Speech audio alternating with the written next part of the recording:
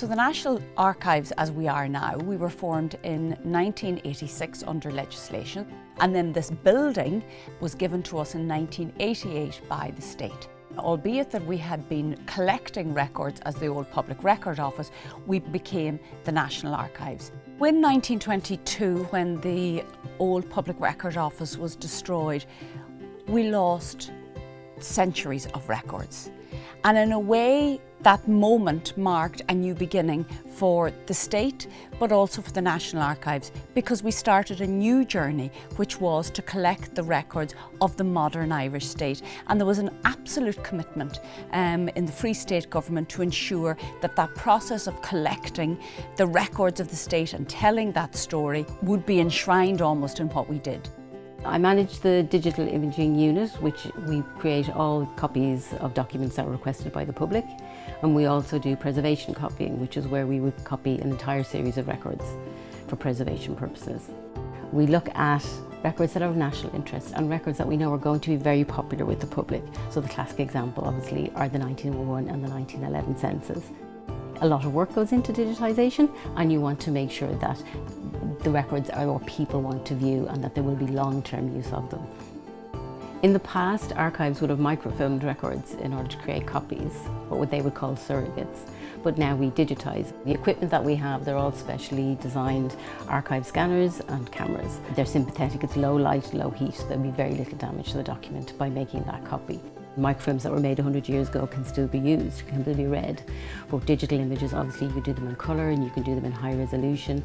And when you get a digital copy rather than a printout, you can zoom in and you see the data much more clearly. The census was actually digitised from microfilm. The microfilm was done in the 1970s. However, we have digitised the soldiers' wills from the First World War, and there's over 9,000 of those records. And they're very small, fragile documents. And we knew that they would be very popular, obviously, when the centenary of the First World War was coming up.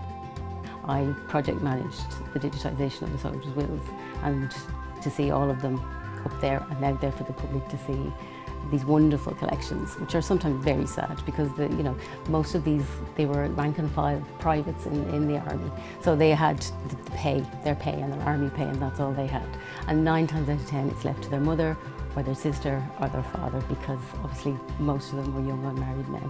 We had a gentleman from Belfast, and one of the wills that we used, we highlighted some wills when we launched them, and one of the wills we had was signed with an X because the person couldn't sign, and it turned out to be his grandfather. I met the gentleman, he came down and he saw the will, so it was great that for a family member that they were able to see their relative and to see his will. You're able to bring people to life, you're able to see a bit more of their story and a bit more of how they lived and where they lived. We are based here obviously in Bishop Street, and we still have our storage in the forecourt complex where the original Public Record Office was. The building was rebuilt after the destruction in the Civil War in 1922, but it was half the size of the original building. But there's about 90,000 standard archive boxes in the forecourts, and here in Bishop Street we would have about 200,000 archive boxes here. We also have records in commercial off-site storage.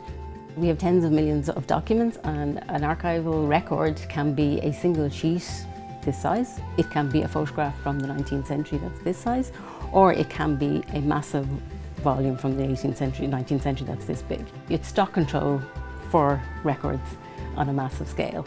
We store documents in the most sympathetic way because obviously the aim is to preserve these documents as long as humanly possible.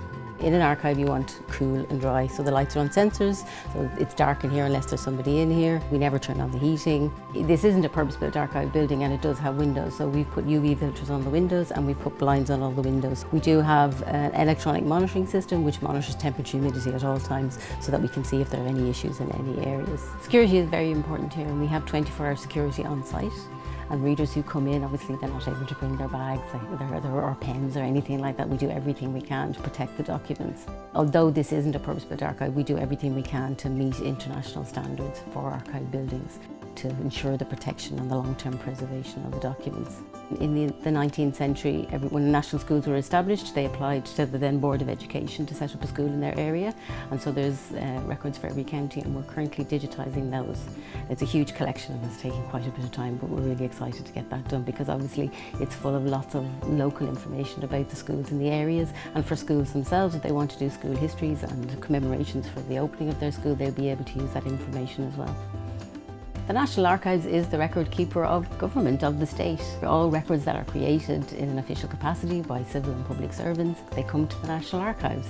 It is wonderful to see records go up online and that people anywhere in the world at any time of the day can view one of our documents.